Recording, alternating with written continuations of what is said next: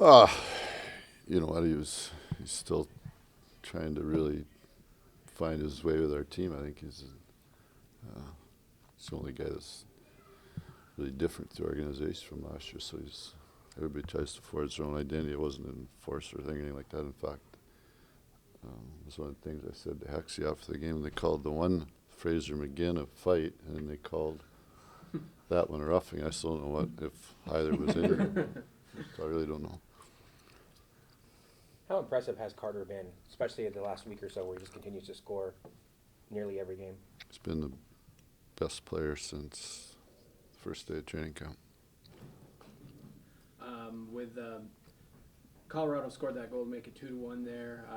Trevor comes up with that big shorthanded goal right after. How big a momentum swing was that for your team? Well, we were playing well, so I don't think there was really any momentum during the game. I think that we got shorthanded goal always gets guys excited, but so that was good to see. Stone Carter said that this streak, or the way you're playing well now, may have come starting from the Detroit game, which was actually a loss. Played really well in Detroit. I know there was people saying that looked at me kind of funny, but I thought we played really well there. So it's not always whether you win or lose; it's whether you're winning or losing. Can you talk about how you see Quick's improvement since the first game of the season? I think the competition between our goaltenders the last 7 games has been significant to our team's success. I think both guys are playing really well, and we want them both to play really well to give us a chance to be a playoff team. Seems like you got your first two lines really rolling well right now. Dustin's line came up with that first goal, and then Jeff came up with the second one. How important is it to have that kind of depth up front? Well, the last time we played Colorado, we lost 3-1, and our first 2 lines, as you call them, were significantly outplayed by the Stastny line and the number 9 line. So tonight we were able to counter that with those performances by those top 2 lines. I'm surprised at Lewis's offensive output here these last stretch of games. He had a good playoffs for us last year. He gives that line some more speed. Gives Richard, Jeff likes speed with him, and we've had a hard time finding the. So I just said the hell with it, quite honestly. Edmonton put him. He's used to playing right wing. I said the hell with it, he can play left wing. Works for now. Do things like the heritage jerseys and the Oh, I love him.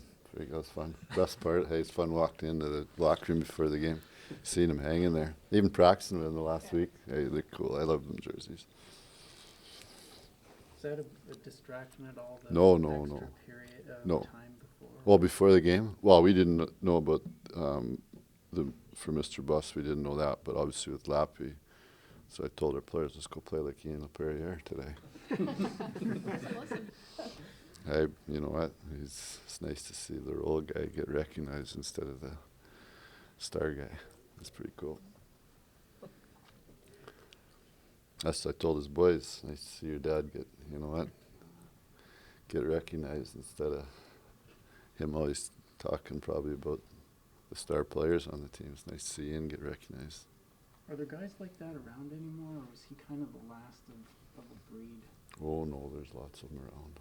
They're not all stars, are they?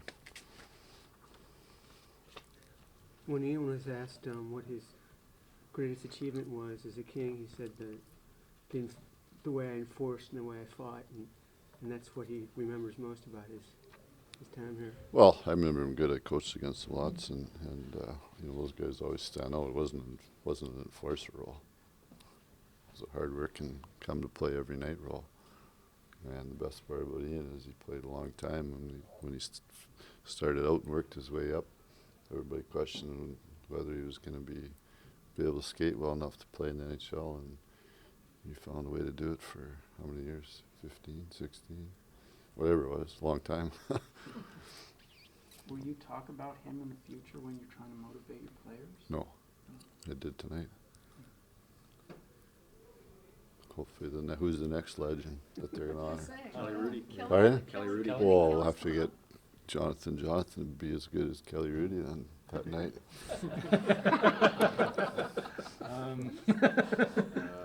Yeah. I coached Kelly too, so San Jose. San Jose. And, yeah, and my brother's played with him in New York, and he's from Edmonton. So. Different era though, right? Pardon? The goals against were a little higher in those days. No, I coached Hrudey in San Jose, and if you look, we had probably a really good goals against. That's why we made the playoffs as a really average team. My first year in San Jose was Mike Vernon and Kelly Hrudey. Wow. What year was that?